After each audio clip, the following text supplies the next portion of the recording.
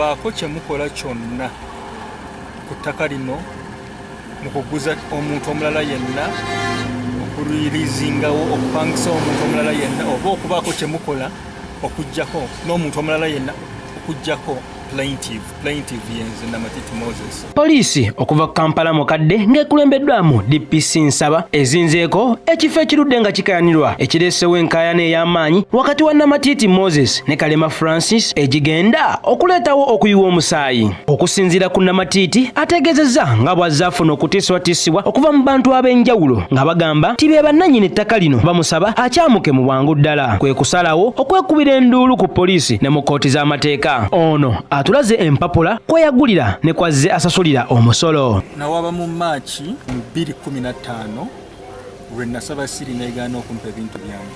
Order yavaayo, in fact proceedings zeeyo ziizino.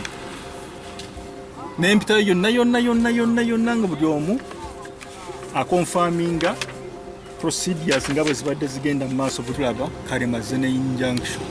Netwebuuza injunction eno evaawa, ettaka lyerimu libeerako litya injunction za mirundi ebiri ng'ate ba parties baawukana. Ate Kalema nga yagula ettaka ku bantu abatali bannannyini ttaka asinziira ku ki okufuna injunction. So this is 2015 era byonna mwe natandikira okukola.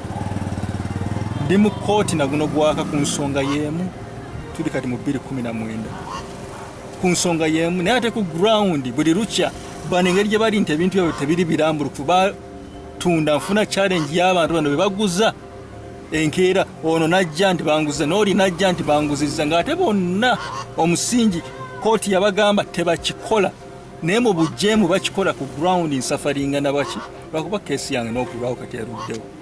Kino nga nsaba bulambulufu kibe nti batunule mu nsonga zange, batunule obulambulufu bwakyo, kooti ete eragirire erambulule ensonga nga bw'erina okuba mu butuufu bwakyo. Kintu kibe nti twewala abantu okuba nti batemangana lwaki lw'amataka. Olutuuse mu kifo kino poliisi esoose kuyiga ssentebe w'ekitundu kino Katongole Gerald abadde yeekwese n'abuuzibwa lwaki yateeka omukono mu kutunda ettaka lino emirundi ebiri ate ku bantu ab'enjawulo. Ono bamukunguzza paka mu yaafiisi ye abinnyonnyole n'ayita ab'akakiiko okusobola okubeerawo. Ab'akakiiko wamu ne DPC bagudde mu kafubo akakulungudde ebbanga ya ssaawa 3:2 wabula oluvudde mu kafubo kano ssentebe yeemuludde mpolampola ne yebalama kamera zaffe nga babakyalinda ebinava mu kunoonyeza kwa poliisi ya poliisi ebawadde ebbanga ya sabbiiti 3.